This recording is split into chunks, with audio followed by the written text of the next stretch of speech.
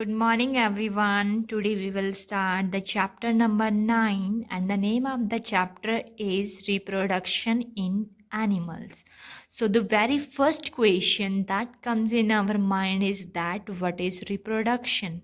Actually, reproduction is the process in which an organism is able to produce more of its own kind.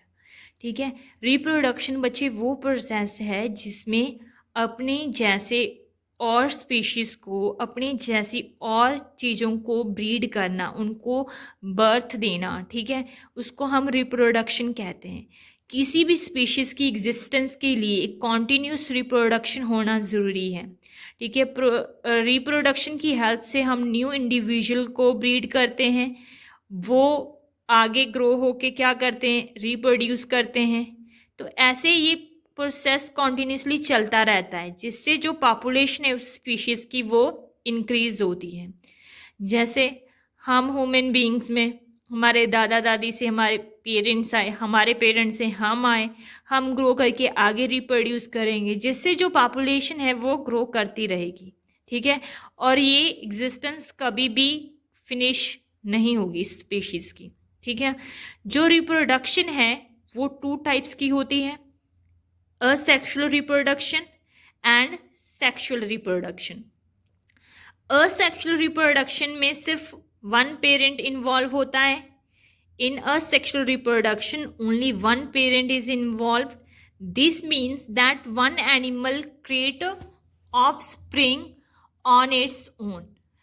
Asexual reproduction में सिर्फ एक ही parent होता है, वही parent अपने बच्चों को, मीन्स अपनी जैसी स्पीशीज को ब्रीड करता है, उनको बर्थ देता है। For example, organisms like hydra, amoeba, bacteria and fungi exhibit sexual reproduction. जो ये एग्जाम्पल्स हैं जैसे एमीबा, हाइड्रा और बैक्टीरिया, इनमें क्या होता है, असेक्सुअल रिप्रोडक्शन होती है, मीन्स ओनली 1 पेरेंट होता है। अब हम डिफरेंट टाइप की रिप्रोडक्शन मीन्स असेक्सुअल रिप्रोडक्शन के बारे में पढ़ेंगे। सबसे पहले है बाइनरी फिजन। बाइनरी फिजन में क्या होता है, ये मोस्टली हम एमीबा में, इसकी एमीबा की एग्जांपल लेके इसको अंडरस्टैंड करेंगे। एमीबा एक पेरेंट सेल होता है हमारे पास। अमीबा एक यूनिसेलुलर ऑर्गेनिज्म है जिसमें सिर्फ 1 ही सेल होता है। जो एमीबा का न्यूक्लियस है, सबसे पहले क्या होता है, वो डिवाइड हो जाता है 2 पार्ट्स में, जैसे आप पिक्चर में देख रहे हैं। सबसे पहले पेरेंट सेल है, पेरेंट सेल में एक ही न्यूक्लियस है। सेकंड स्टेप में जो पेरेंट सेल का न्यूक्लियस है वो 2 पार्ट्स में डिवाइड हो गया, ठीक है। अब थर्ड स्टेप में क्या होगा, जो साइटोप्लाज्म है वो डिवाइड हो गया 2 पार्ट्स में, और फोर्थ स्टेप में 2 डॉटर सेल्स बन गई, ठीक है। तो एक पेरेंट सेल से क्या हो गया, 2 डॉटर्स सेल फॉर्म हो गए, ठीक है। तो ऐसे जो फ्यूजन हुई है, ऐसे 2 पार्ट्स में डिवाइड होने को हम फ्यूजन कहते हैं।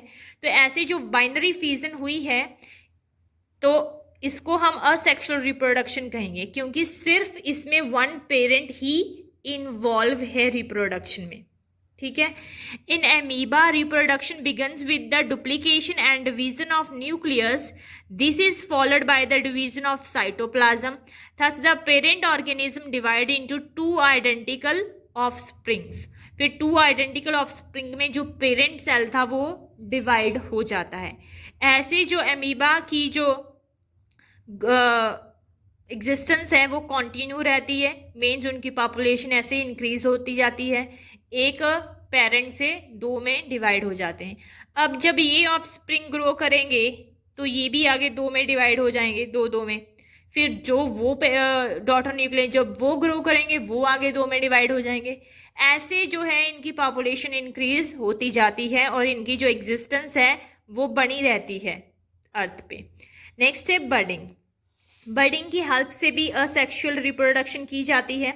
बर्डिंग is an asexual mode of reproduction in which a daughter cell grow on a parent cell and then separate.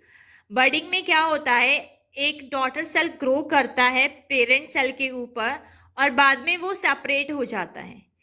इस टाइप की जो रिप्रोडक्शन होती है वो हाइड्रा में होती है। हाइड्रा एक इक्वेटिक प्लांट है, एक इक्वेटिक एनिमल है, जिसमें क्या होता है, बर्डिंग से रिप्रोडक्शन होती है। अभी इस पिक्चर में देखिए, सबसे पहले हमारे पास एक पेरेंट है, ठीक है। अब पेरेंट के ऊपर एक डॉटर न्यूक्लियाई फर्स्ट स्टेम में देखिए ग्रो कर रही है, सेकंड में वो ज़्यादा ग्रो कर गई, थर्ड में वो ज़्यादा ग्रो कर गया, और फोर्थ में वो इससे सेपरेट होके उसने अपना न्यू एग्जिस्टेंस बना ली, वो अलग हो गया, ठीक है। ऐसे क्या हो जाता है, न्यू स्पीशीज ब्रीड हो जाती है हाइड्रा की, ठीक है। तो इसमें क्या हुआ, सबसे पहले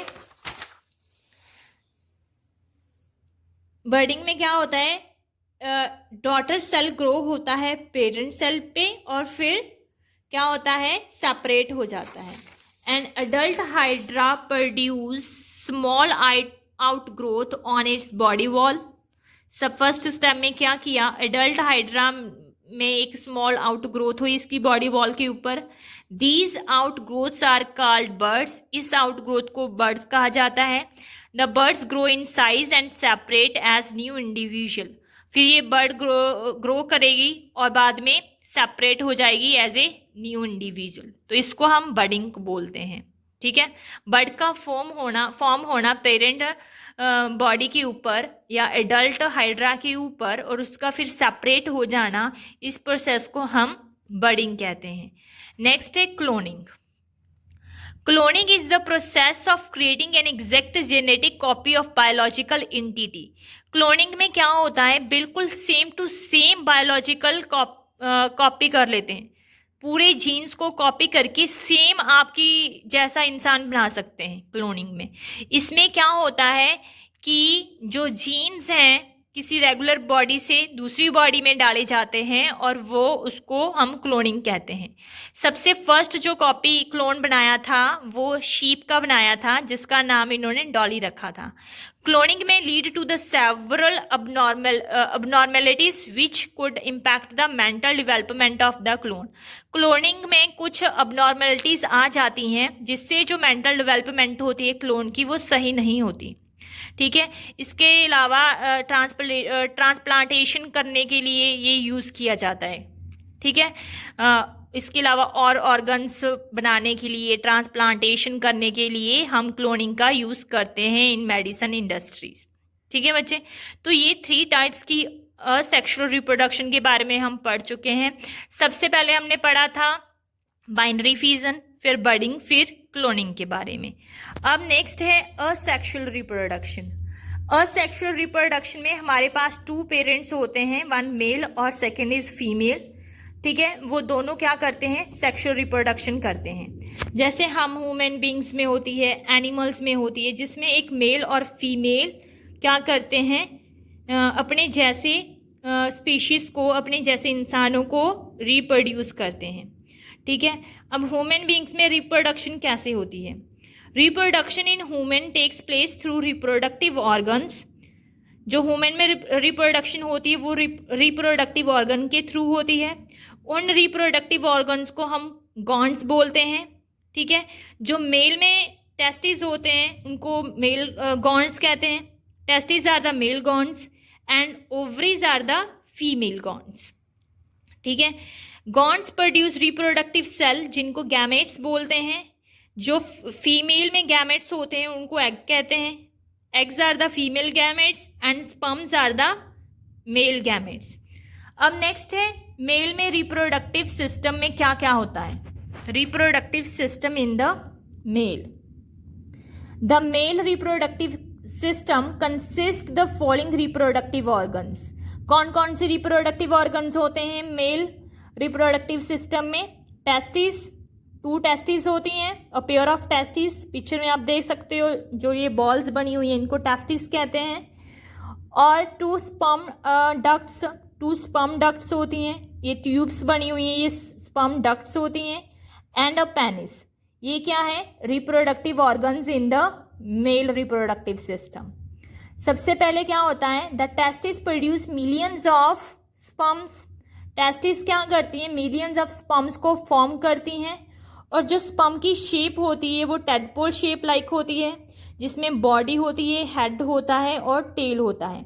जो टेल होती है स्पर्म की वो हेल्प करती है इनको फीमेल ट्रैक में स्विम करने में और एग तक पहुंचने में। The sperms are transferred to the penis by the sperm duct to transported out. तो जो स्पर्म है वो क्या करता है, स्पर्म डक्ट के थ्रू पेनिस में जाता है और पेनिस के थ्रू फीमेल ऑर्गन में, बॉडी ऑर्गन में जाता है। ठीक है, इनमें कुछ केमिकल सब्सटेंस होता है स्पर्म में जिनको हार्मोन्स कहा जाता है।